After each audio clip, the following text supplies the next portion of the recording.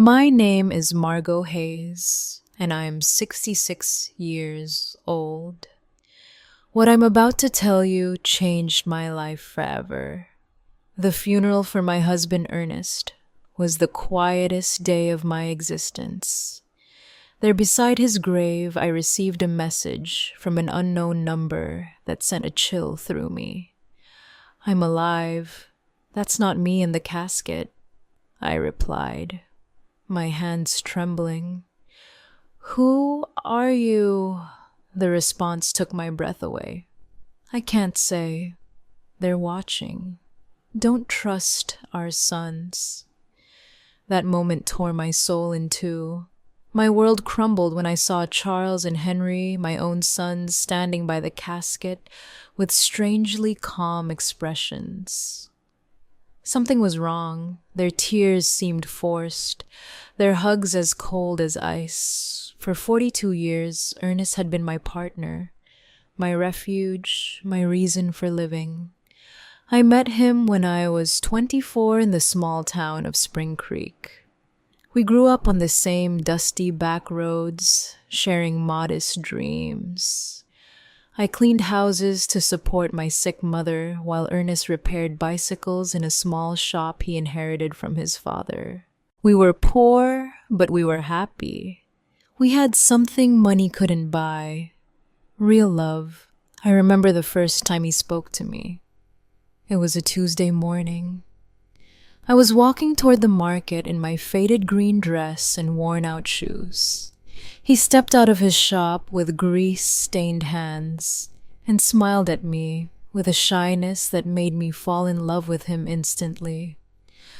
"Good morning, Margot," he said in a soft voice. "Need me to check out your bike?" I didn't own a bike, but I came up with an excuse just to talk to him. That conversation turned into dates under the big old oak tree in Town Square Park, then into promises of eternal love, and finally into a simple wedding full of hope. The first few years were hard. We lived in a 2-bedroom house with a tin roof. When it rained, we'd set out pots all over the house to catch the leaks, but we were happy. Ernest worked from sun up to sundown in his shop, and I sewed clothes for the women in town. When Charles was born, I thought my heart would burst with happiness. He was a beautiful baby with his father's big eyes and my smile. 2 years later, Henry arrived just as perfect. I raised them with all the love in the world, sacrificing my own needs for theirs. Ernest was a wonderful father. He'd take them fishing in the river on Sundays, teach them to fix things with their hands, and tell them stories before bed. I fed them, dressed them, and comforted them when they cried. We were a close family, or so I believed. As they grew up, things started to change. Charles, the oldest, was always ambitious. From a young age, he'd ask why we lived so modestly, why we didn't have a car like other families. Henry followed his lead in everything as he always had. When Charles turned 18, Ernest offered him a job at the shop, but he rejected it with contempt. "I don't want to get my hands dirty like you, Dad. I'm going to be someone important." Those words hurt Ernest deeply, though he never said it to me. I'd see him sitting on the porch at night, staring at the stars with a look of sadness. His son had rejected not only his work, but his entire way of life. The years passed, and to my surprise, Charles managed to make a name for himself in the business world. He got a job at a real estate company in the city. Henry followed soon after. They both started making money far more than Ernest and I had ever seen. At first, I was so proud. My sons had achieved what we never could, escaping poverty and building a better life. But little by little, that joy turned into sadness. Visits became less frequent and phone calls grew shorter. When they did come, they arrived in expensive cars, dressed in fancy suits, talking about investments and properties. They'd look at us with a strange mix of pity and shame. Mom Charles said to me during one of their sporadic visits, "You and Dad should move somewhere better. This house is falling apart." He was right. But that house held all our memories. It was where we'd raised our sons, where we'd shared thousands of meals, where we'd grown old together. It wasn't fancy, but it was our home. Ernest, always wise, would tell me, "Marot money has changed our boys. We aren't enough for them anymore." I resisted believing it. I kept justifying their absences, their brief calls, their broken promises. They're busy building their lives. I'd tell myself someday they'll be the loving boys we raised again. But in my heart, I knew Ernest was right. We had lost our sons long before I lost my husband. I just didn't know to what extent we had become strangers to them. The most drastic change came when Charles married Jasmine Albright, a woman from the city who never hid her disdain for our simple lifestyle. The first time he brought her home, she arrived in high heels that sank into the dirt of our porch, and an elegant red dress that looked more expensive than everything I had ever owned. "Nice to meet you," she said with a forced smile, barely extending the tips of her fingers to greet me. Her eyes scanned our humble home with an expression I couldn't decipher, but that made me feel small. During dinner, Jasmine barely touched the food I had prepared with so much love. She moved the meatloaf around on her plate and cut tiny pieces of chicken, but she ate almost nothing. Charles seemed nervous, constantly apologizing for things he had never been ashamed of before. "Next time, we'll take them out to a restaurant," he whispered to Jasmine, thinking I couldn't hear, but I heard him. Every word pierced my heart like a knife. Henry, for his part, remained single, but adopted the same distant attitude as his brother. His visits were limited to special occasions, and even then, he always seemed to be in a hurry to leave. He was constantly on his phone, closing deals even during our conversations. "Mom, I have to go," he'd always say before it was time. "I have an important meeting early tomorrow." Family Sundays became a distant memory. Christmases grew cold and formal.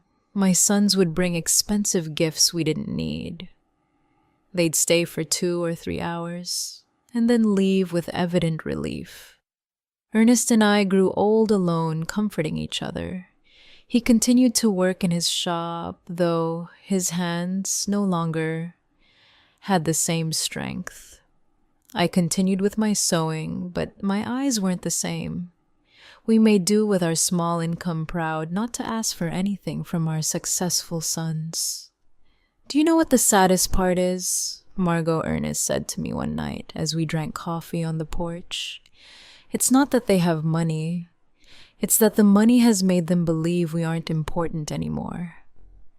He was right, as always. My sons hadn't just changed financially.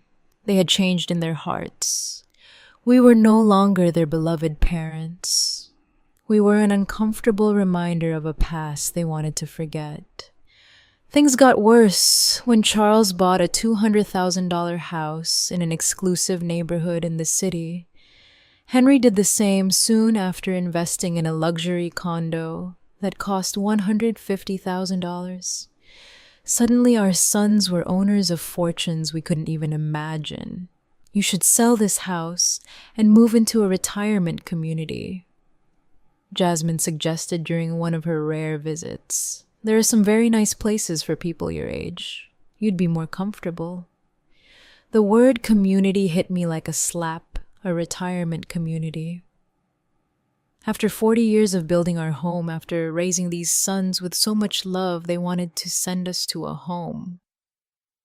"We don't need a home," Ernest replied with the dignity that always characterized him.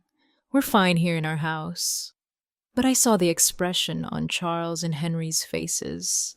They supported Jasmine's idea. To them, we were a burden, a problem to be solved in the most convenient way. It was then that the more direct suggestions began.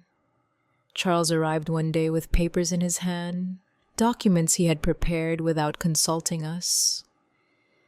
"Dad, Mom," he said with that fake smile he had perfected. "I've been thinking about your future. This house is worth at most $1,000. If you sell it, I can add some money so you can move somewhere better, a better place." To us, there was no place better than the home where we had been happy for decades. But Charles didn't understand that. For him, everything came down to numbers, to monetary value. Besides, he continued, "I think Dad should retire from the shop. He's already 70 years old. It's time to rest." Ernest looked at him with infinite sadness. "Son, working isn't a burden for me. It's what keeps me alive, what gives meaning to my days. But you could get hurt," Henry insisted, backing up his brother as he always did. "At your age, an accident would be very dangerous." Their words sounded caring, but I sensed something more behind them. An impatience, an urgency I couldn't fully grasp. The following months were tense. My sons increased the pressure for us to sell the house. They brought real estate agents without telling us. They had it appraised without our permission. They even began to talk about what would be best for everyone. "Look," Charles said to us during one particularly uncomfortable dinner, "Jasmine and I have decided to have kids soon. We'll need help with the expenses. If you sell the house and move to a smaller place, that money could be an early inheritance. An early inheritance." He was asking for our inheritance while we were still alive.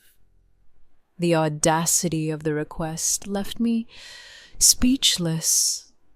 Nest remained calm, but I saw his jaw tense. "Son, when your mother and I die, everything we have will be yours. But while we're alive, our decisions are our own." "Don't be stubborn," Henry cut in with a harshness I had never seen from him before. "You're old now. You can't keep living in the past." That night after they left, Ernest and I stayed up talking until dawn. For the first time in our marriage, we discussed the possibility that our sons were not the people we thought we had raised. "Something's wrong, Margot," my husband said to me with a look of worry I had never seen in his eyes. "This isn't just ambition or impatience. There's something darker behind all this pressure." I had no idea how profoundly correct his words were. I couldn't imagine that my own sons were planning something that would change our lives forever. I didn't know that the tragedy that was coming wouldn't be an accident of fate, but a conspiracy carefully orchestrated by the two people I trusted most in the world. The last normal conversation I had with Charles was 3 weeks before Ernest's death. He came alone without Jasmine and looked more serious than usual. "Mom," he said, sitting at the kitchen table where he had eaten breakfast so many times as a boy, "I want you to know that no matter what happens, Henry and I will always take care of you." His words soothed me at the time, but now remembering them beside Ernest's grave, they send a shiver down my spine. Why did he say no matter what happens? What did he know that I didn't? The accident that changed everything happened on a Tuesday morning. Ernest had left early for the shop, as he had done every day for more than 40 years. I was in the kitchen preparing his favorite lunch meatloaf and mashed potatoes when the phone rang with an urgency that sent a chill through me. "Mrs. Hayes, a voice I didn't know asked. "I'm calling from Memorial Hospital. Your husband has been in a serious accident. You need to come immediately." The words blurred in my mind like ink in water. The world stopped. My legs turned to jelly and I had to grab the door frame to keep from falling. What happened? Is he okay? Is he alive? Is he in the ICU, ma'am? Please, come as soon as possible. The trip to the hospital was a hazy nightmare. My neighbor Doris had to drive me because I was shaking so much I couldn't even hold the keys. The whole way there, my mind refused to process what was happening. Ernest was careful, meticulous in his work. How could this have happened? When we got to the hospital, Charles and Henry were already there. That surprised me because no one had notified them yet. At least not me. But in my desperation, I didn't pay attention to that detail. "Mom," Charles said, hugging me with a force that seemed genuine. "Dad is in bad shape. The doctors say one of the machines at the shop exploded. He has severe burns and a traumatic brain injury." Henry's eyes were red, but something in his expression felt off. He seemed more nervous than sad, like someone waiting for important news rather than someone suffering for his father. "Can we see him?" I asked, desperate. "Only immediate family, one at a time, and for 5 minutes, Mac," the nurse explained. When I entered that ICU room, my heart sank. Ernest was hooked up to a dozen machines with bandages covering most of his face and arms. I barely recognized him. His breathing was labored, artificial, kept going by machines that beeped constantly. I walked up to his bed and took his hand, the only part of his body that seemed intact. "Ernest, my love, I'm here. Everything is going to be all right. You're going to recover just like you always do." For a moment, I felt a slight squeeze in my hand. His eyes moved behind his closed lids. He was fighting. My warrior was fighting to get back to me. The next 3 days were the longest of my life. I practically lived at the hospital, sleeping in the uncomfortable chairs in the waiting room. Charles and Henry took turns accompanying me, but they always seemed more interested in talking to the doctors than in comforting their father. I overheard fragmented conversations that I couldn't fully understand at the time. Henry asked about medical insurance, about the cost of treatment. Charles was on the phone talking about life insurance policies and beneficiaries. Mom Charles said to me on the second day we reviewed Dad's insurance. He has a life insurance policy for $50,000. There's also a workers' comp policy that could cover up to $75,000 more. Why was he talking to me about money when Ernest was still fighting for his life? Why was he worried about insurance instead of his father's recovery? "I don't care about the money," I responded harshly. "I just want your dad to get better." "Of course, Mom," he said, but I saw something in his eyes that I didn't like. A coldness, a calculator working, while his father lay dying. On the third day, the doctors gave us the most devastating news of my life. Dr. Patterson, an older man with a compassionate expression, gathered us in a small office. "Mrs. Hayes," he began softly, "your husband's condition is critical. The burns have become infected and the head trauma is more severe than we initially thought. We have to be realistic about his chances." "What does that mean?" I asked, though my heart already knew the answer. "It means we need to prepare for the worst. Your husband is in an induced coma.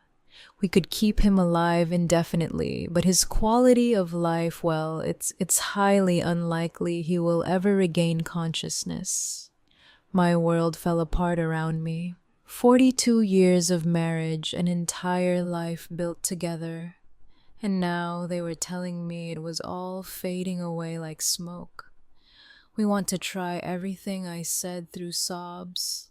no matter the cost, no matter how long it takes. But Charles exchanged a look with Henry that deeply unsettled me. Mom, Charles said in a voice that tried to sound understanding, "We have to be practical. Dad wouldn't want to live like this. He always said he never wanted to be a burden on anyone." A burden. I exploded with a fury I didn't know I had. He's your father. He's not a burden. He's the man who raised you, who worked his whole life to give you the best he could. "We know," Mom Henry chimed in, "but we also have to think about you. The medical bills are going to be enormous. They could wipe out all your savings." Again, money, always money. My husband was dying, and they were calculating costs. That night, alone in the hospital room, I took Ernest's hand and spoke to him as if he could hear me. "My love, I don't know what to do. The doctors say there's no hope, but I can't let you go. I can't imagine my life without you." It was then that something happened that still gives me goosebumps. His fingers moved slightly, squeezing mine with a force that was almost imperceptible. His lips moved as if he were trying to say something, but no sound came out. I called for the nurses, desperate. "He's reacting. He's trying to talk." But by the time they arrived, Ernest had returned to his previous state. The nurse checked the monitors and shook her head. "Sometimes there are involuntary muscle spasms, ma'am. It doesn't mean he's conscious." But I knew what I had felt. Ernest had tried to communicate with me. He had fought to tell me something important. 2 days later, in the early hours of Friday morning, the machine alarms went off. Lights flashed. Nurses rushed to Ernest's room. I was dozing in the hallway when the noise woke me up. "No, no, no," I screamed, running toward the room. The doctors worked for 40 minutes trying to resuscitate him. But it was useless. At 4:37 in the morning, Ernest was officially declared dead. The pain I felt in that moment was physical, as if my heart had been ripped from my chest. I collapsed by his bed, hugging his still warm body, refusing to accept that he was gone forever. Charles and Henry arrived at the hospital an hour after their father's death. They seemed prepared, as if they had been expecting the call. They brought papers, documents, and phone numbers for funeral homes. "We already talked to the Spring Creek Funeral Home," Charles said to me while I was still crying inconsolably. "They can pick up the body this morning. We also contacted the insurance," Henry added. "The claim process is already underway." How could they be so efficient, so organized, so cold? Just an hour after losing their father, something was wrong. But my grief was so intense that I couldn't think clearly. The funeral was scheduled for the following Monday. Charles took care of all the arrangements without really consulting me.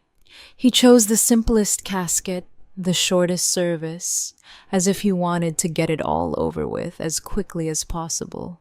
"It's what Dad would have wanted," he said when I complained about not being included in the decisions. Something simple without a fuss. But Ernest deserved better than this indecent rush to bury him and forget. The day of the funeral arrived, cloudy and cold, as if the sky itself were crying for Ernest.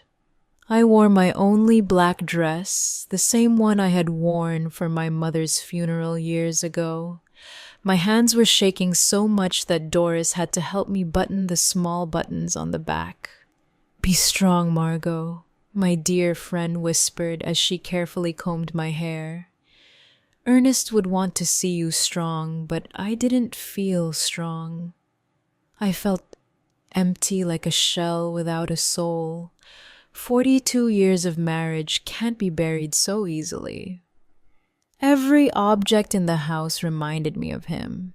His coffee mug on the table, his tools on the porch, his pillow that still held his scent.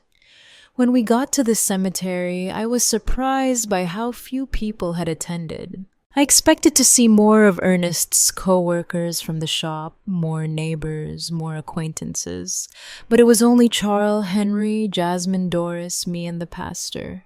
For a man who had lived 70 years in the same town, who had helped so many people, the funeral seemed strangely empty. "Where are the guys from the shop?" I asked Charles. "We didn't want to bother anyone," he replied quickly. "Dad was a private person. He would have preferred something intimate." But that wasn't true. Ernest loved his community. He cared about his neighbors. He would have wanted them to come say goodbye. Why had Charles decided to make everything so secretive, so rushed? During the service, I watched my sons with a strange emotional detachment. Charles had a solemn expression appropriate for the occasion, but his eyes constantly darted toward his watch. Henry seemed restless, as if he had more important things to do. Jasmine discreetly checked her phone behind her black veil. This was how they were saying goodbye to their father, with impatience and distractions. The pastor spoke about eternal life, about well-deserved rest, about reuniting with God. His words felt hollow in my shattered heart. I didn't want Ernest to rest in peace. I wanted him to come home with me, for us to keep growing old together, for us to keep drinking coffee on the porch every evening. When it was time to throw dirt on the casket, my legs refused to hold me up. Doris had to support me as I sobbed uncontrollably. The sound of the dirt hitting the wood was final, conclusive, hopeless. It was at that exact moment, standing by my husband's grave, that my phone vibrated. A text message from an unknown number. "I'm alive. That's not me in the casket." My heart stopped. The letters danced in front of my eyes, as if I were hallucinating. I was losing my mind from the grief. With trembling hands, I replied, "Who are you?" The answer came immediately. "I can't say. They're watching." "Don't trust our sons." The phone fell from my hands as if it were burning. Doris bent down to pick it up, but I stopped her abruptly. I couldn't let anyone else see those messages, not until I understood what was happening. "Are you okay, Mom?" Charles asked, approaching with a worried expression. I stared at him, trying to find some clue on his face. His eyes seemed sincere, but now every gesture, every word, every expression felt suspicious. "I'm fine," I lied, putting the phone in my purse. "I just need to go home." On the way back, I couldn't get those messages out of my head. Was it possible that someone was playing a cruel joke at the worst moment of my life? Or was there really a possibility that Ernest was alive? But if he was alive, who had we buried? And if he wasn't alive, who knew enough details about our lives to write something so specific about our sons that night, alone in my house, which now felt like a tomb? I reviewed every detail of the last few days. Ernest's accident had been strange from the beginning. According to Charles, a machine had exploded in the shop, but Ernest knew every screw and wire in that place. He was meticulous about maintenance, obsessive about safety. Plus, how had my sons gotten to the hospital so quickly? If no one had notified them, the hospital had called me first. I was the emergency contact. How did they know about the accident before I did? And then there was the money. From day one, Charles and Henry had talked about insurance policies and beneficiaries, as if they had been waiting for this moment, preparing for it. I decided to check Ernest's papers. In his old wooden desk, he kept all his important documents in a metal box. Insurance policies, the deed to the house, shop documents, everything was there. I found the $50,000 life insurance policy that Charles had mentioned, but there was something I didn't remember. The policy had been updated just 6 months earlier, increasing the coverage from $5,000 to $50,000. Why had Ernest increased his life insurance? He had never mentioned that change to me, and more importantly, who had suggested he do it. I kept looking and found something even more disturbing. A workers' comp policy that I didn't know about, purchased just 2 months before his death. $5,000 in case of accidental death on the job. $15,000 in total. A fortune for a family like ours, but also a fortune tempting enough for someone without scruples. My phone vibrated again. Another message from the same unknown number. Check the bank account, see who's been moving money. This time I didn't hesitate. This person, whoever they were, knew too much to be a prankster. They knew about the insurance. They knew about my sons. They knew details that only someone very close to us could know.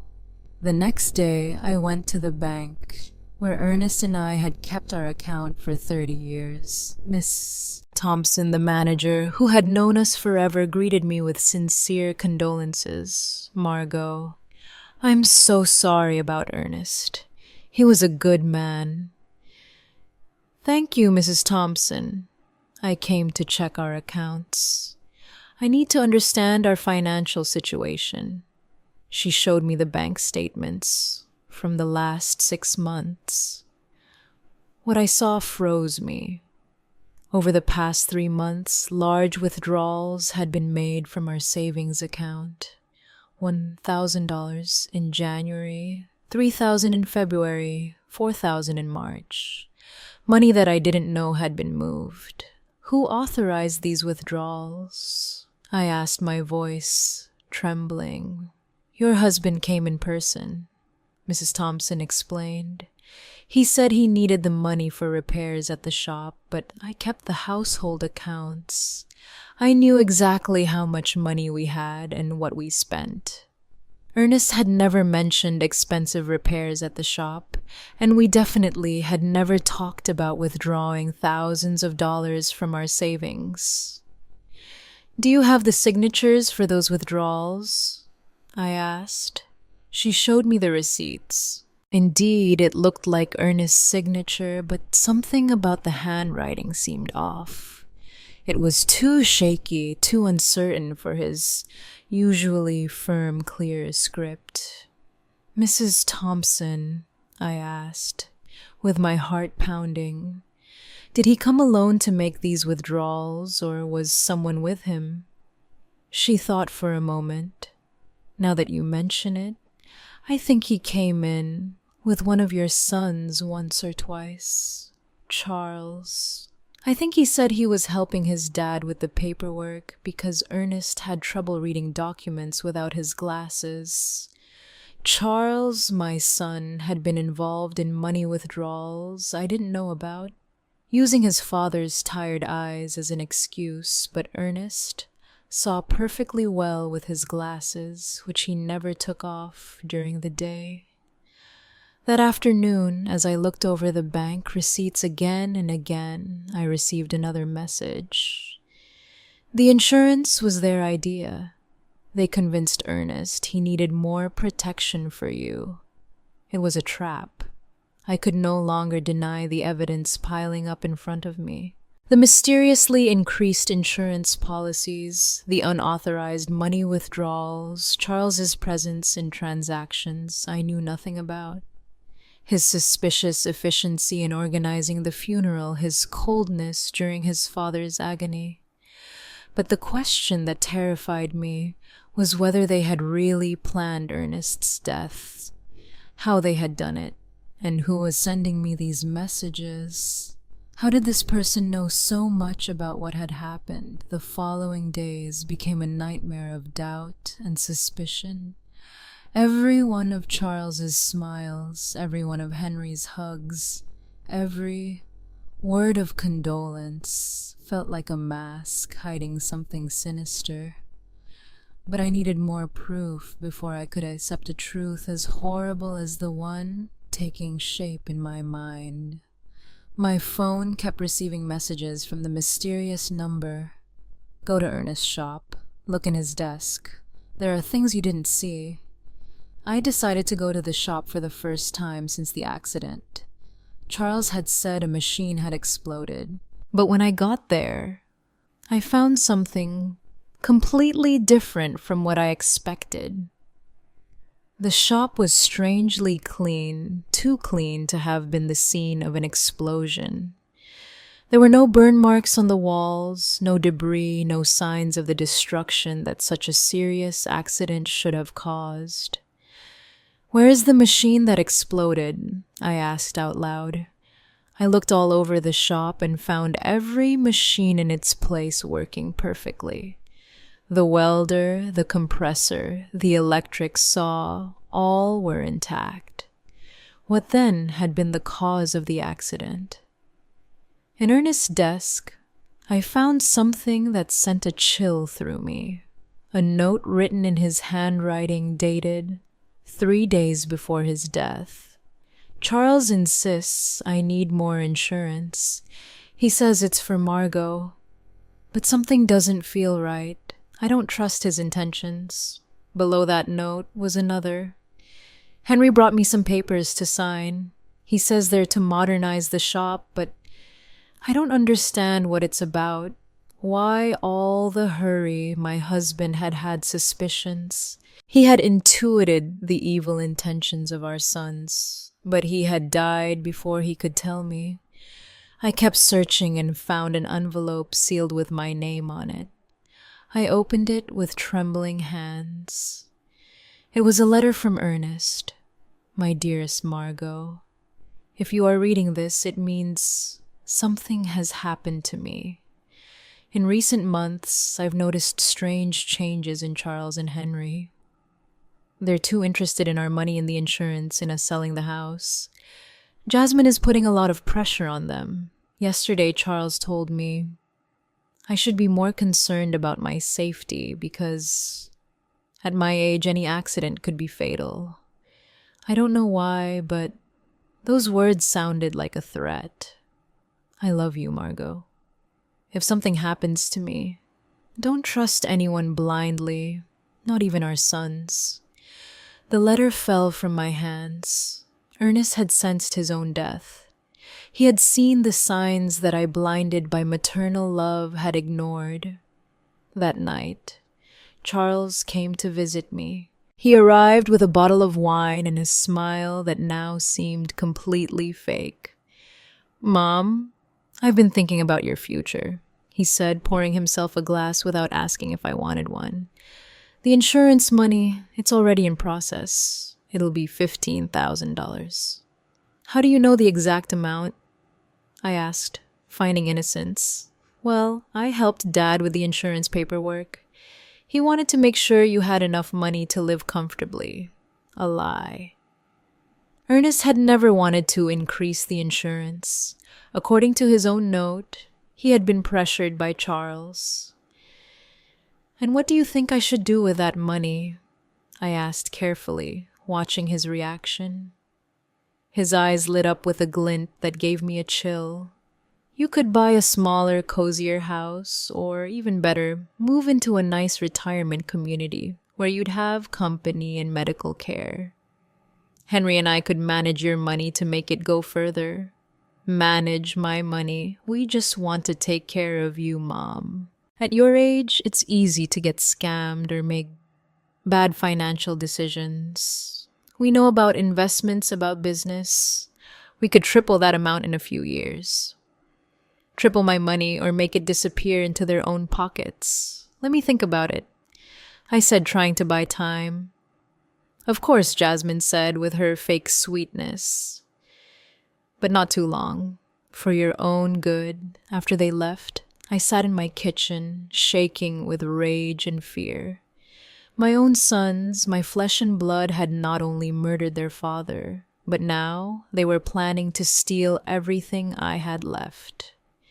That night, my phone vibrated with a longer message than the others. Tomorrow, go to the police station. Ask for the report on Ernest's accident. There are contradictions you need to know about. The next day, I went to the local police station. Sergeant O'Connell, who had known Ernest for years, greeted me kindly. "The report on your husband's accident," he asked with a confused expression. "What accident, Mrs. Hayes?" "From his shop, when the machine exploded." The sergeant checked his files and shook his head. "We don't have any report of an explosion at Ernest's shop here. In fact, we don't have any report of a work accident involving your husband." I felt the world sway under my feet, but my son said it was an accident at the shop. That's why he was in the hospital. "Mrs. Hayes, your husband arrived at the hospital on Tuesday morning, but not from a work accident. According to the medical report I have here, he arrived unconscious with symptoms of poisoning." Poisoning. The doctors found traces of methanol in his blood, a quantity sufficient to cause blindness, brain damage, and eventually death. The hospital should have informed you of this poisoning. It hadn't been an explosion. It hadn't been a work accident. Someone had deliberately poisoned my husband. "Why didn't anyone tell me this?" I asked, my voice breaking. The immediate family who signed the hospital papers requested that the information be kept confidential to avoid unnecessary speculation. They said, "You were too emotionally fragile to handle the technical details." The immediate family. Charles and Henry had hidden the true cause of Ernest's condition, invented the story of the explosion, and manipulated everyone, including me, to cover up a murder. "Mrs. Hayes," the sergeant continued, "if you suspect the circumstances of your husband's death, we could open a formal investigation." I had more than suspicions. I was certain that my own sons had murdered their father for money. That afternoon, Henry came home with a bouquet of flowers and the same fake smile as Charles. "How are you, Mom? You look tired." "I'm fine," I lied, observing his every gesture from a new perspective. "I'm just thinking about the future." "That's good. Charles and I have been talking. We think you should sell the house soon, while it's fresh on the real estate market." "Why the rush?" "Well, old houses lose value quickly and you need liquidity. Funeral expenses, pending medical bills, more lies. The funeral had been cheap, almost insultingly so, and there were no pending medical bills because the hospital insurance had covered them." "Henry," I said, looking him directly in the eyes, "you knew your dad didn't die from a work accident." For a fraction of a second I saw panic in his expression, but he recovered quickly. "What are you talking about, Mom? I went to the police station. There's no report of an explosion at your dad's shop." This time the panic was more evident. "Mom, you shouldn't be doing things like that. They'll confuse you. The grief is getting to you. The grief is getting to me, or you've been lying to me." He got up abruptly, spilling the coffee I had poured for him. "I think you need to rest. We'll talk when you're calmer." He left quickly, but not before making a phone call from the porch, although I couldn't hear the words. The tone was urgent, worried. That night, I received the most revealing message yet. "They're coming together tomorrow. They're going to try to convince you that you're crazy, that grief is making you imagine things. Don't believe them, and don't take anything they offer you to eat or drink." The mysterious message's prediction came true, exactly as it had warned. The next day, Charles and Henry arrived together at my house, accompanied by Jasmine. They had expressions of exaggerated concern and a bag of pastries from the downtown bakery. "Mom, we're so worried about you," Charles began in a sugary voice. "The neighbors have told us you've been acting strange. Doris says you've been talking to yourself, that you aren't eating well." Doris had never said that. It was just another lie in their growing collection. "Jasmine brought your favorite pastries," Henry added, pointing to the bag. "And we made special coffee from that brand you like so much." I remembered the message's words. "Don't take anything they offer you to eat or drink." It was possible that they were planning to poison me too, just as they had Ernest. "Thank you, but I already had breakfast," I said, keeping my distance. "But Mom," Jasmine insisted with a smile that didn't reach her eyes, "you need to eat properly. You've lost a lot of weight since Dad Ernest died." "I'm fine," I repeated firmly. Charles exchanged a significant look with Henry. It was the same look they had shared at the hospital when the doctor gave us Ernest's prognosis. "Mom," Charles said, sitting closer to me, "we want to talk to you about something important. Henry and I have been consulting with some doctors about your recent behavior." "My behavior?" "Yes, the strange questions you've been asking, the visits to the police station, that obsession with irrelevant details about Dad. It's normal after such a great loss, but it can be dangerous if it's not treated." Henry nodded gravely. "We spoke to Dr. Albright. He says it's common for older people to develop paranoia after losing a partner, especially women your age." Paranoia. They were accusing me of being crazy for uncovering their lies. "I am not paranoid," I said with all the firmness I could muster. "I'm just asking questions I should have asked from the beginning." What questions? Charles challenged me. Like why there's no police report for your father's supposed accident. Like why the shop is perfectly clean if there was an explosion. Like why you withdrew $5,000 from our account without telling me anything. The silence that followed was deafening. The three of them exchanged looks of thinly disguised panic. "Mom," Henry finally said, "those things have simple explanations. Dad withdrew that money for repairs he wanted to do in secret as a surprise for you. What surprise it he wanted to remodel the house." Charles lied. "He had hired some workers to fix the roof and paint the walls. He wanted it to be a surprise for your birthday. If that were true, where were the workers? Where were the materials? Why did no one in town know about this supposed remodeling? And about the police report?" Charles continued. "Not all work accidents require a report, especially when they happen on private property." More lies. Sergeant O'Connell had been very clear. Any work accident with serious injuries requires an official report.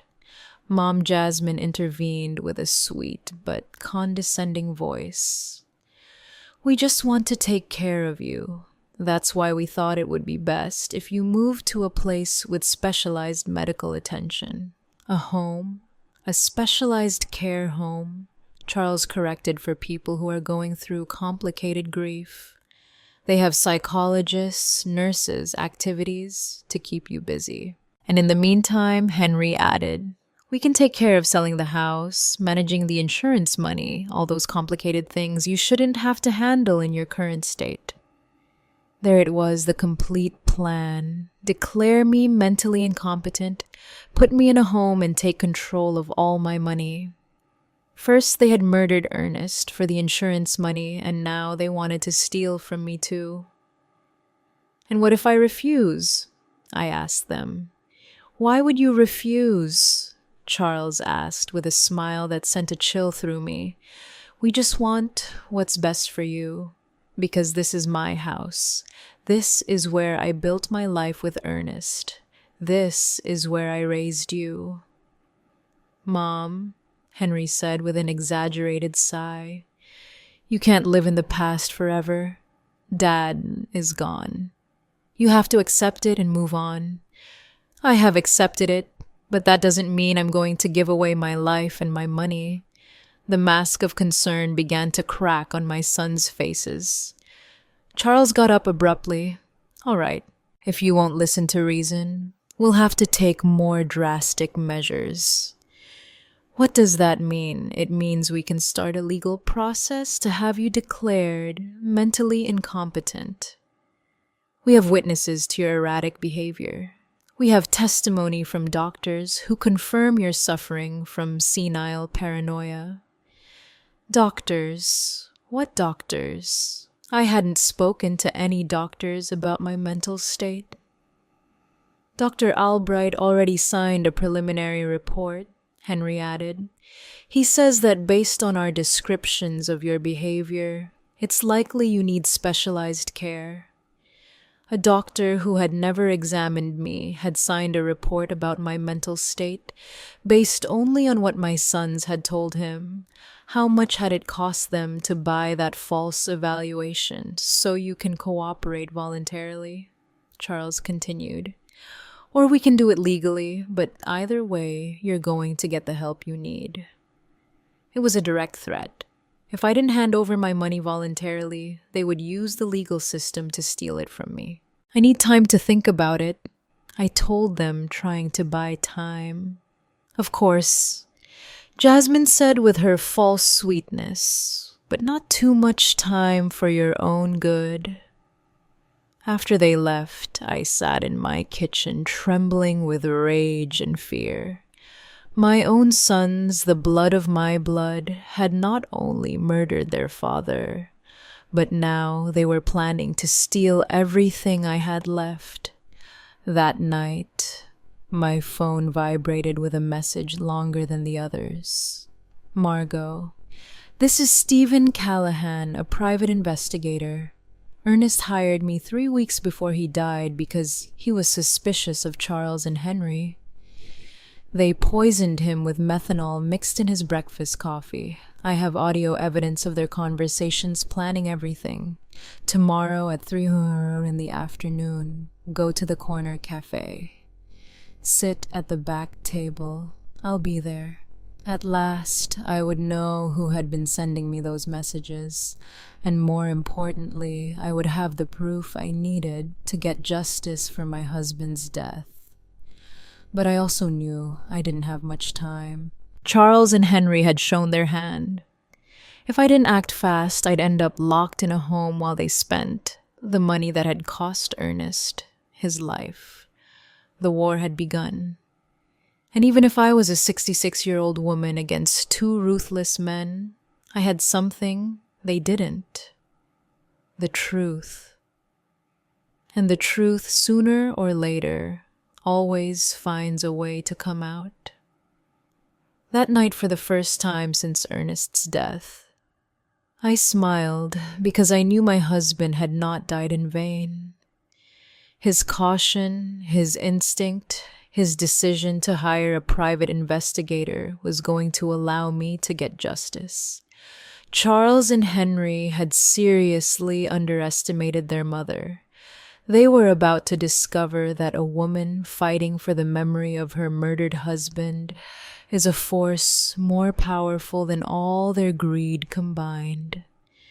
The next day arrived filled with nervousness and anticipation. I dressed carefully, choosing my most serious purple dress, the one I wore for important occasions. If I was going to meet the man who could give me the answers I needed, I wanted to be prepared for any revelation. At 2:30 in the afternoon, I walked toward the corner cafe with determined but cautious steps. Every shadow looked suspicious. Every person on the street could be a spy sent by my sons. The paranoia they had accused me of having was starting to feel justified. The cafe was moderately full. I went straight to the back table as I had been instructed. I ordered a chamomile tea and weighted my hands, trembling slightly on the worn wooden table. Exactly at 3 on the dot, a man in his 50s approached my table. He was tall and gray-haired, with intelligent eyes and a serious but kind expression. He was carrying a brown folder under his arm. "Mrs. Hayes?" he asked in a low voice. I nodded, not yet trusting my voice. "I'm Stephen Callahan. I'm so sorry for your loss." Ernest was a good man. He sat down across from me and placed the folder on the table. "Before I show you what I have, I need you to know that what you're about to hear and see is going to be very painful. Are you ready?" "I've been getting ready since I received your first message," I replied with a firmness I didn't know I had. Stephen opened the folder and took out a small voice recorder. "Ernest came to see me a month ago. He was worried about his son's behavior. He hired me to investigate them discreetly." He pressed the play button. Ernest's voice, so familiar and dear, filled the small space between us. "Stephen, I need you to know that if something happens to me, it won't be an accident. Charles and Henry have been pressuring me to increase my life insurance. Yesterday, Charles brought me papers he said were to better protect Margot. But when I read them, I realized there were also clauses that directly benefited them. My heart sped up. Hearing Ernest's voice was like having him back for a few minutes, but his words confirmed my worst suspicions. The recording continued. "Henry has been asking strange questions about my daily routine, what I eat for breakfast, what time I leave the house if Margot comes to the shop with me. He says it's out of concern, but something about the way he asks worries me." Stephen paused the recording. "This conversation was 3 weeks before his death, but I have something more recent." He played another recording, this time with Charles's voice in the background talking on the phone. "No, we can't wait any longer. The old man is starting to get suspicious. Yesterday, he asked me why I was so interested in his insurance. Yes, I already have the methanol. It works perfectly because the symptoms look like a heart attack or a stroke. No, Mom won't be a problem. After Dad dies, she'll be so devastated that we can do whatever we want with her." Tears began to roll down my cheeks. It was the voice of my son, my own son, coldly planning his father's murder. "There's more," Stephen said softly. "This recording is from the day before Ernest's death." A new recording began. This time it was Henry talking to someone. "Everything's ready. Tomorrow Charles is going to put the methanol in Dad's coffee. We told him it was a special vitamin supplement a doctor recommended.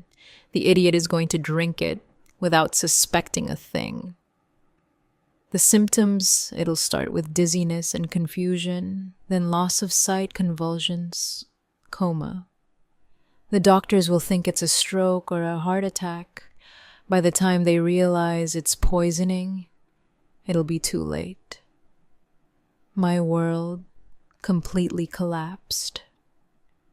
Not only had they planned Ernest's murder, but they had executed it with a coldness that terrified me. How was it possible that my sons, the babies I had nursed, the boys I had comforted through their nightmares, were capable of something so monstrous? "How did you get these recordings?" I asked through my sobs. "Ernest had asked me to put listening devices in your house," Stephen explained. "He was afraid, but he didn't know exactly what of. We placed them on the home phone and in some other strategic spots." He took out a series of photographs from the folder. "I also have this Charles buying methanol at a hardware store 30 meters from town. He paid with cash and used a fake name, but I have it on video. The photographs clearly showed Charles leaving a hardware store with a small bottle in his hands. The date on the photos was 5 days before Ernest's death, and this Stephen continued showing me more documents. These are Charles and Henry's financial records from the last 6 months. They've been spending a lot more money than their incomes justify. Charles owes $70,000 to a lender in the city. Henry has gambling debts for $40,000. They were desperate. It all started to make sense. It wasn't just greed that had motivated Ernest's murder. It was financial desperation. My sons were ruined and saw their father as a source of easy, fast money. "Why didn't you go to the police immediately after Ernest's death?" I asked him. "Because Charles and Henry are very smart. They bribed the doctor who attended to Ernest at the hospital to change the official diagnosis. Instead of poisoning, the death certificate says heart failure due to complications from a work accident. Without that medical evidence, my recordings might not have been enough for a conviction. But now we have all the evidence together," I said, feeling a mix of pain and determination. "Exactly. And there's one more thing you need to know." My blood ran cold. "What your sons were planning to kill you too." Stephen played one last recording, this time with Charles and Henry's voices together. "Once we have Dad's insurance money, we need to get rid of Mom too," Charles said. "We can't risk her getting suspicious or anyone else putting ideas in her head." "How?" Henry asked. "The same as with Dad, but this time we can make it look like a suicide from depression. A widow who can't live without her husband. Nobody would question it, and the money were her only heirs. Everything would be ours. The house, the savings, the insurance money, almost $200,000 in total." The recording stopped. I was shaking uncontrollably. My sons had not only murdered their father, but they were planning to murder me as well. All for money.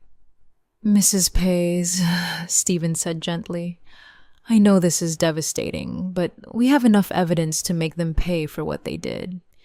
What do we do now?" I asked, wiping my tears. "First, we need to go to the police with all this evidence. Sergeant O'Connell is an honest man. He's not involved in the corruption.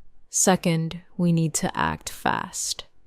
Your sons are planning to have you declared mentally incompetent tomorrow. If they succeed, it will be much harder to proceed legally tomorrow." "Yes, I intercepted a phone conversation this morning.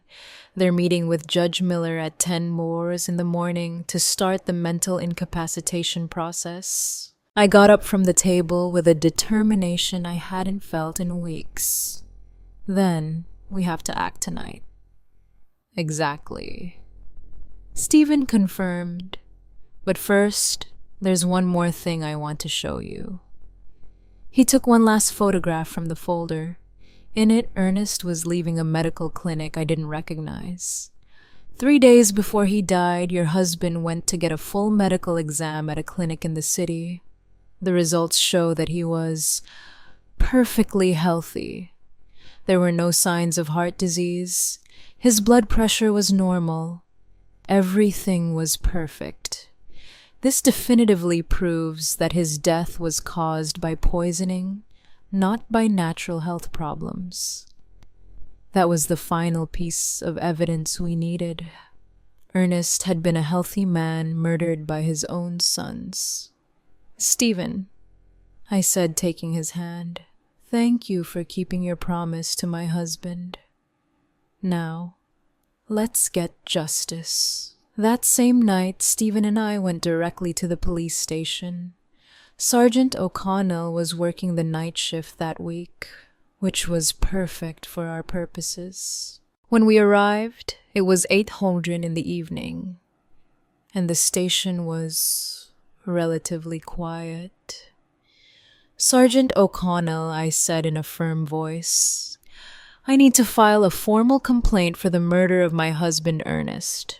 The sergeant looked at me with surprise. "Murder, Mrs. Hayes. The death certificate says he died from heart complications after a work accident." "The death certificate is false," I replied, placing Stephen's folder on his desk. My husband was deliberately poisoned with methanol by our own sons. For the next 2 hours, Stephen and I presented all the evidence. The audio recordings, the photographs of Charles buying methanol, the bank documents showing the unauthorized withdrawals, Ernest's medical results proving his perfect health, and finally, the recorded conversations where my sons confessed to both their father's murder and their plans to kill me. Sergeant O'Connell listened to each recording with an increasingly serious expression. When we finished, he leaned back in his chair and shook his head in disbelief. This is monstrous," he murmured. "Are you sure you want to go through with this, Mrs. Hayes? Once we arrest your sons, there's no turning back." "Sergeant," I replied with all the dignity I could muster, "those men murdered my husband in cold blood for money. They were planning to murder me too. They are no longer my sons. They are criminals who must pay for their crimes. We'll need the medical examiner to exhume Ernest's body to confirm the presence of methanol," the sergeant explained. "Are you prepared for that? Do whatever is necessary," I replied without hesitation. Sergeant O'Connell immediately called the district attorney. Despite the late hour, the seriousness of the case led the DA to come to the station personally. After reviewing all the evidence, he immediately authorized arrest warrants for Charles and Henry. "We'll proceed at dawn," the DA explained to us. "We need to make sure we have all the evidence before they can destroy any additional proof." Stephen walked me home that night. "Are you sure you'll be okay alone?" he asked with concern. "I'll be fine," I replied. "After everything I've discovered, I'm no longer afraid. I have justice on my side." I couldn't sleep that night. I stayed up sitting in the kitchen, looking at the photographs of Ernest we had on the walls. For the first time since his death, I didn't feel only pain. I felt a strange mix of sadness and satisfaction, knowing that justice for his murder was coming soon. At 6:00 in the morning, my phone rang. It was Charles. "Mom, you need to come to Henry's house right away. Something terrible has happened." "What happened?" I asked, finding concern. "It's better if I explain it in person." "Please come quickly." I knew it was a trap. After hearing the recordings the night before, I knew they were planning to move up their plans to get rid of me. But I also knew the police were already on their way to arrest them. "I'm on my way," I lied. Instead of going to Henry's house, I stayed in my kitchen, waiting.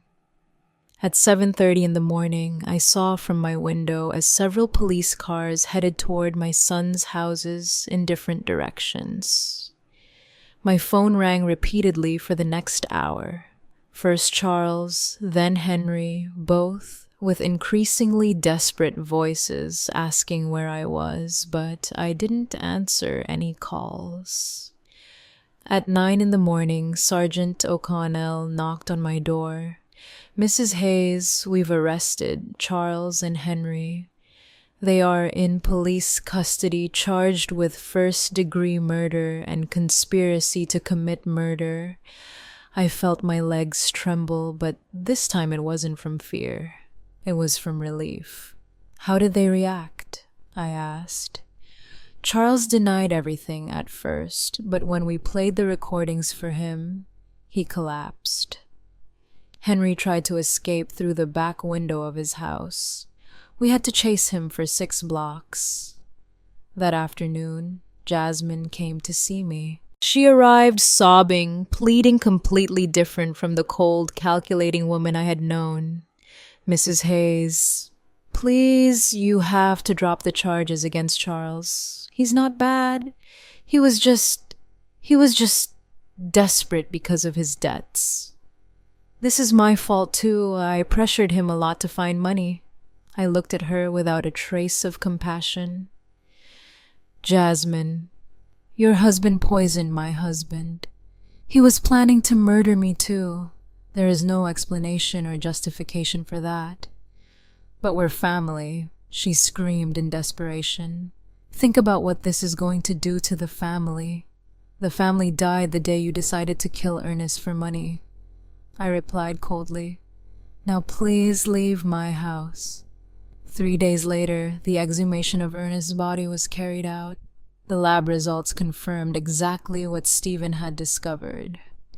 Lethal levels of methanol in his system, enough to cause all the symptoms he had experienced before his death. The case became a sensation throughout the town. No one could believe that 2 sons had murdered their own father for money. The local newspapers called it the cruelest crime of the decade. Over the following weeks, more details came to light during the investigation. Charles really owed $7,000 to illegal lenders who had started threatening him with violence. Henry had lost $5,000 in underground gambling dens and was also facing threats. They had seen Ernest's life insurance money as their only salvation, but their greed had led them to increase the policies so dramatically that it had aroused their own father's suspicion. We also discovered that the doctor who had falsified the death certificate had received $5,000 in cash from Charles. He was also arrested for obstructing justice and falsifying official documents. Stephen explained all the details of the plan Ernest had made with him. Your husband was smarter than his sons believed. He knew something bad was coming, but he didn't know exactly what. He hired me not only to investigate Charles and Henry, but also to protect you if something happened to him. Did he know they were going to kill him? I asked. Not exactly, Stephen said, but he suspected his life was in danger. That's why we installed the recording devices. That's why we documented everything. He wanted to make sure that if something happened to him, the truth would come to light. My nest, even in his final days, had been protecting me. He had anticipated our son's betrayal and had taken steps to ensure that justice would prevail. The trial was scheduled to begin in 2 months. Both Charles and Henry faced charges of first-degree murder, which in our state carried a sentence of 25 years to life. The day of the trial arrived after 2 months of intense legal preparation. The courtroom was completely full.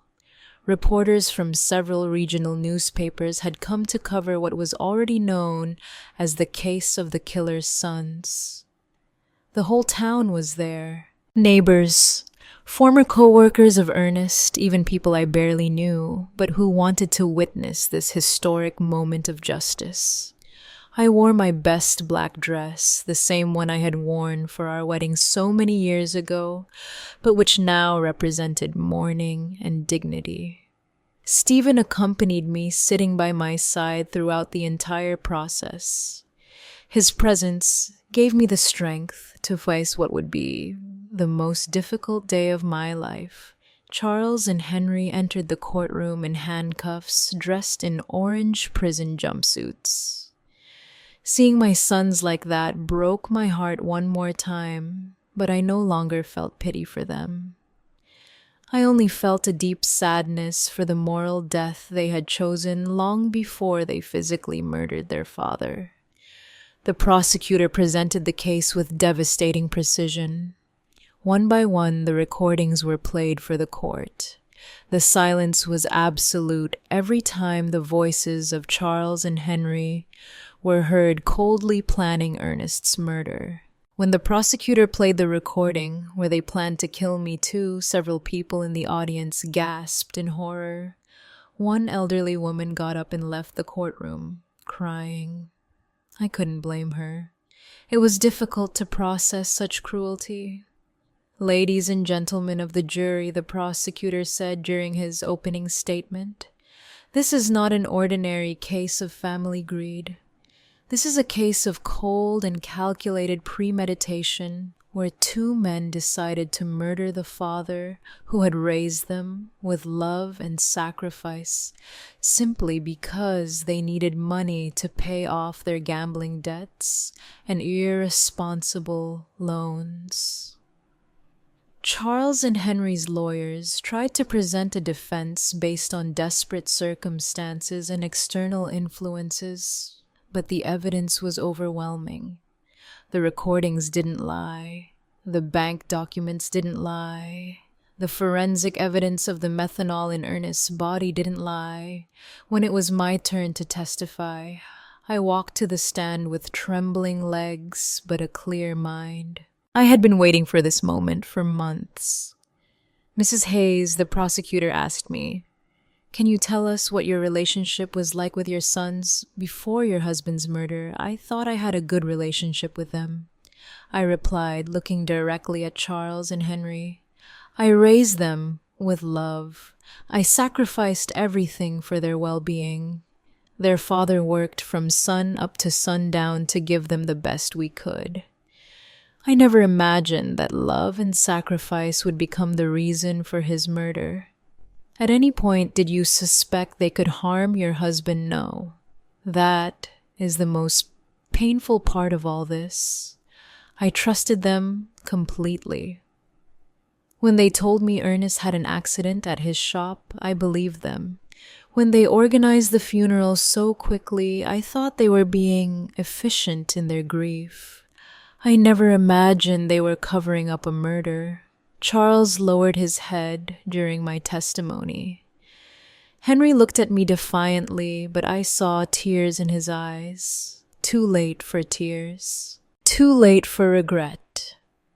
The most dramatic moment of the trial came when the prosecutor decided to play the full recording of the conversation where they planned my own murder. Charles's voice filled the courtroom. "Once we have Dad's insurance money, we need to get rid of Mom, too. We can't risk her getting suspicious." A murmur of horror swept through the audience. Several people turned to look at me with expressions of disbelief and compassion. "How did you feel when you heard this recording for the first time?" the prosecutor asked me. I realized that I had lost my two sons long before I lost my husband. I replied, my voice cracking but firm. The babies I nursed, the children I comforted in their nightmares had died and been replaced by two strangers capable of any cruelty for money. The defense tried to cross-examine me, suggesting that maybe I had misinterpreted my son's intentions, that maybe the grief had made me exaggerate the evidence, but the recordings spoke for themselves. Stephen also testified, explaining in detail how Ernest had hired him because he was afraid of his own sons. He described every step of the investigation, every piece of evidence collected, every recorded moment that revealed the truth. The medical examiner presented the results of the exhumation confirming the lethal presence of methanol in Ernest's body. He explained how this poison acts slowly, causing exactly the symptoms my husband had experienced before he died. After 3 days of devastating testimony, the closing arguments arrived. The prosecutor was crushing. Charles and Henry are not victims of circumstances. They are predators who saw their own parents as financial obstacles that had to be eliminated. They planned, executed, and covered up Ernest's murder and were planning to do the same to Margot. They don't deserve compassion. They deserve justice.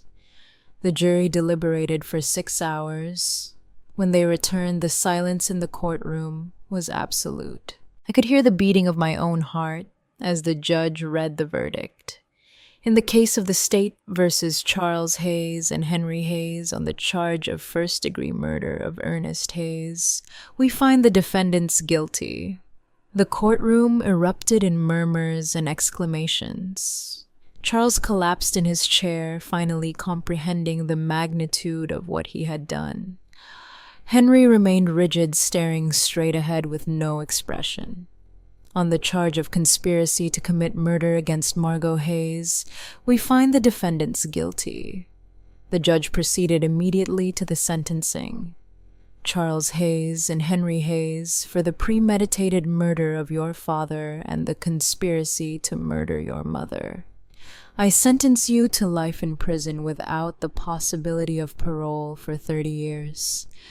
When I heard those words, I felt a gigantic weight lift from my shoulders. Justice.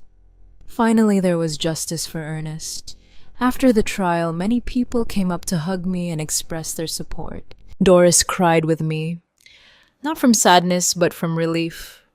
Margot Ernest can rest in peace now, she whispered to me. That night, I returned to my house, which now felt different. It was no longer a place of pain and betrayal. It was my home again, the place where Ernest and I had been happy for 42 years. Stephen came to visit me a week after the trial. How do you feel? He asked me. At peace, I answered honestly. For the first time since Ernest's death, I sleep soundly. I know he is resting because his death did not go unpunished. And the money, the insurance, the savings. I donated the life insurance money to a foundation for victims of family crimes, I explained. That money was stained with blood. I could never have used it. My personal savings are enough to live modestly for the rest of my days. 6 months after the trial, I received a letter in prison mail. It was from Charles. Mom, I know I don't deserve your forgiveness, but I need you to know that I regret everything. The money, the debts, the desperation, they blinded us. We lost all humanity. Henry and I destroyed the most loving family in the world for $5,000 that we didn't even get to enjoy.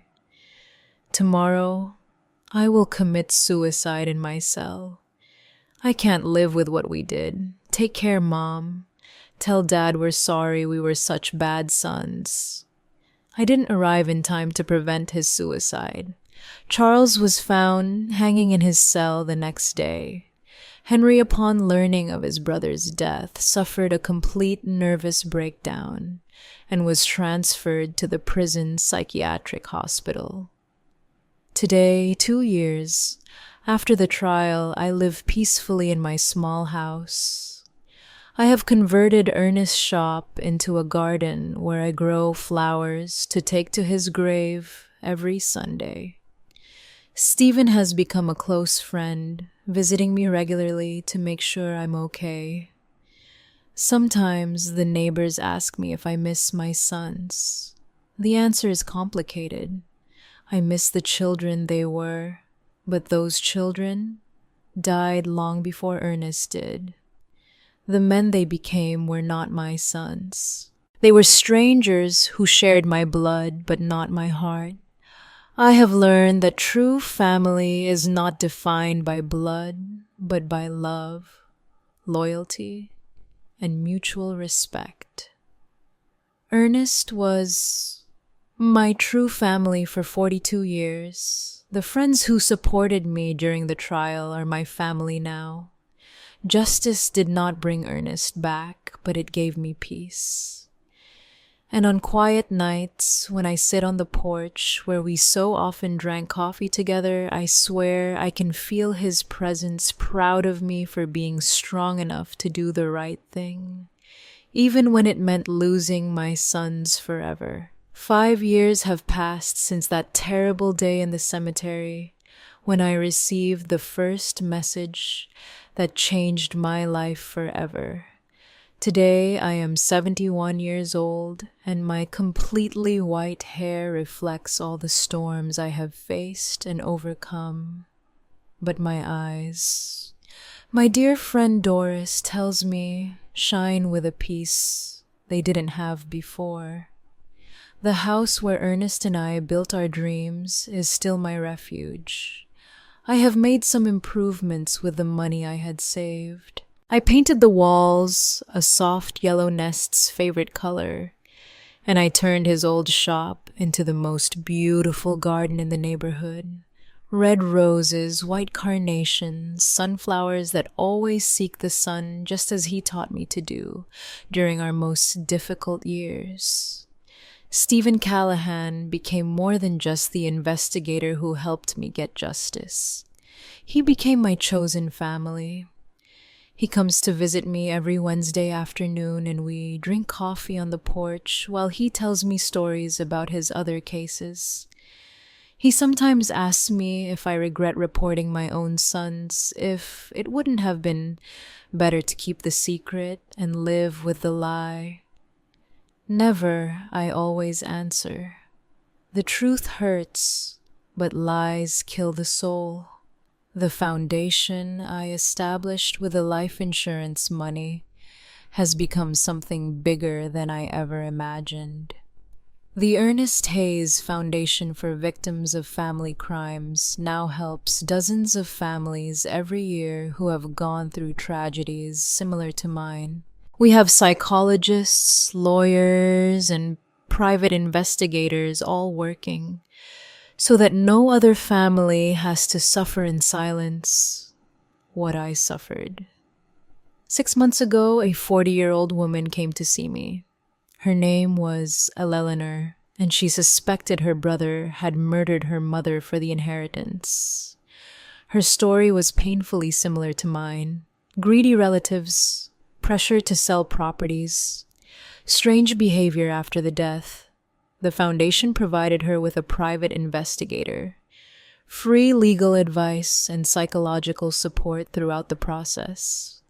When her brother was convicted of murder, 3 months later, Eleanor came to hug me crying, "Mrs. Hayes, you saved my life. If you hadn't had the courage to report your own sons, I never would have had the courage to report mine." Those are the moments that remind me why all the pain I went through was worth it. Henry is still alive, though he is no longer the same man I knew. After Charles's suicide, his mind completely broke. The doctors say he lives in a constant state of guilt and paranoia, believing that Ernest comes to visit him every night to scold him for the murder. He has tried to commit suicide 3 times, but the prison guards keep him under constant surveillance. I receive letters from him occasionally. They are incoherent, full of desperate apologies and pleas for forgiveness. At first I read them looking for some trace of the son I raised with so much love, but then I realized that reading those letters only reopened wounds that had already healed.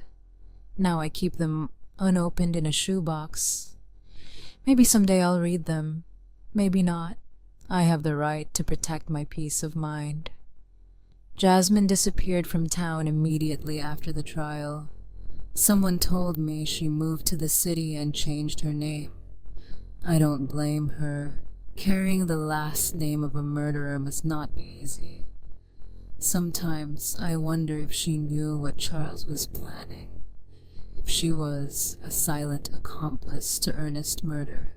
But those questions belong to the past, and I have learned to live in the present. The town of Spring Creek will never forget the case. It has become a local legend, a story that parents tell their children as a warning about greed and betrayal. Some see me as a hero, others as a cruel woman who sent her own sons to prison. I don't care what they think.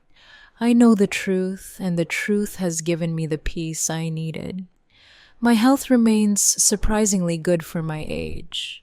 The doctor says it's because I was finally able to free myself from the stress and sadness I was carrying. The body heals when the heart finds peace, he explained during my last checkup.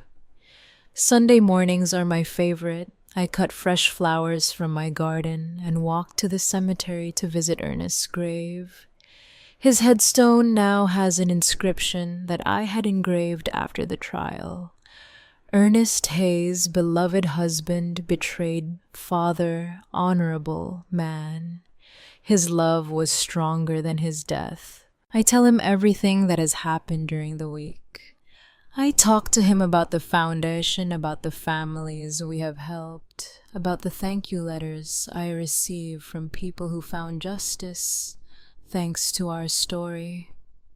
I swear I can feel his approval in the wind that moves the leaves of the nearby trees. "Do you know what's strangest, my love?" I said. "During my last visit, I no longer feel pain when I think of Charles and Henry. I only feel pity. Pity because they had all the love in the world and they chose hate. They had a family that adored them, and they chose betrayal. They had the opportunity to be honorable men like you, and they chose to be murderers." Last week, a reporter from the city came to interview me for a documentary about family crimes. She asked me if there was anything I wanted to say to other people who might be going through similar situations. "Family is not an excuse for crime," I replied. "Love is not blind. Love with boundaries is true love." If someone who says they love you is capable of harming you for money or convenience, that person doesn't really love you.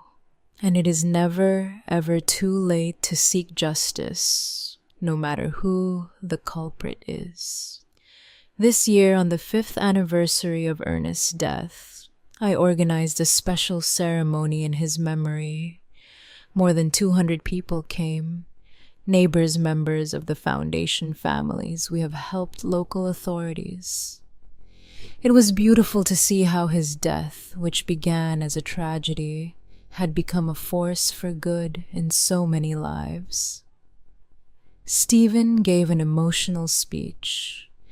Ernest Hayes died because of his son's greed, but his legacy lives on in every family that finds justice, thanks to his wife's courage.